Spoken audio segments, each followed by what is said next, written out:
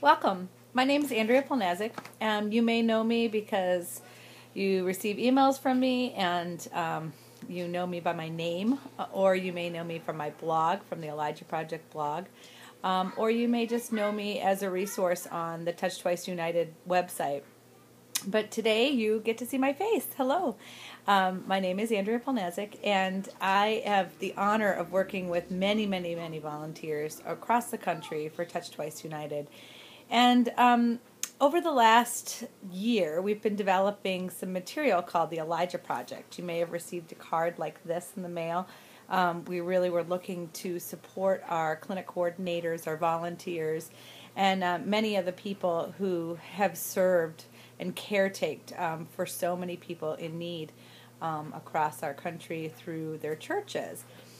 And some of you have just been following along, sort of looking into the resources that we're developing with the Elijah Project. And we were excited to look at spending the next 8 weeks doing short vlogs, video blogs, with just sort of a little bit of inspiration to encourage you to consider looking at the resources that we have, and maybe just to kind of go along as a read along with the book and workbook we've developed. We have a new book called The Elijah Project, My Protector, My Provider. It goes along with a workbook. The workbook is free to download at our website, www.touchtwiceunited.org. But if you'd like an actual paper copy, we've got some really nice bound copies that you can write in and do the exercises in. Those are available for $5 plus shipping. And the books are available for $10 plus shipping. And you can contact us on the website for that. So today I just wanted to encourage you. The Elijah Project was designed to meet the needs of clinic coordinators, advocates, professionals, and other volunteers who tirelessly serve the underserved at Touch Twice United clinics and beyond. And this is all coming out of the story of Elijah, which you will find in 1 Kings chapter 17 through 19. And the inspiration of that story is really that Elijah was very faithful. He was a prophet of God. His name meant Yahweh is God.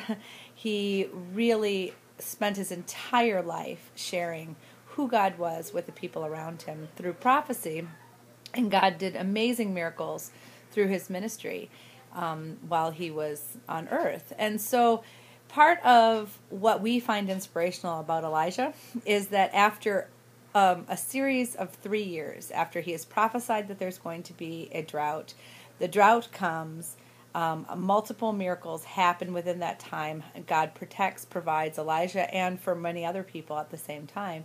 And after all of that, and the rain finally comes 3 years later, then at that point, when Jezebel, who the queen at the time, sends out a threat on Elijah's life, threatens to have him killed, actually says, by the end of tonight you will be killed.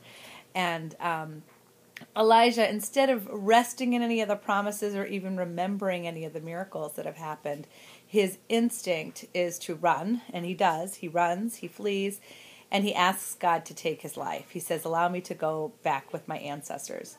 And not that story is in any way funny, but it is very significant, because here is a man that has seen God over and over and over provide, protect, take care of everything that he ever needed. He even saw rain come after a 3-year period of drought. And on the heels of that, when calamity comes, when this threat comes on his life, his instinct is to run away. And he does. He ends up collapsing under a broom tree, and there he has a touch twice experience. First, an angel touches him once. He wakes up, and there's bread being baked on hot coals at his head and a jug of water to drink. And the angel says, eat and drink. And then this is so significant. The angel says, go back to sleep. And he sleeps for a period of time. The scripture doesn't say exactly how long. And the next time that the angel touches him, the second time the angel touches him, the angel gives him directions as to where to go. And this, we believe, is a significant model for our walk with the Lord, that as we have poured out and been obedient and served, We get tired, we get weary, we get overwhelmed, and we question, where are you, God? And then in the midst of that, God touches us. But oftentimes it requires us to stop. Stop the whirlwind, stop the craziness, and rest. It's countercultural. It's not what our culture tells us to do, but it is totally biblical, and it's where we will find our strength. And in the next 8 weeks, I encourage you to join our podcasts as we journey through some exercises that may help you take a good long rest and allow God's angel to touch you twice.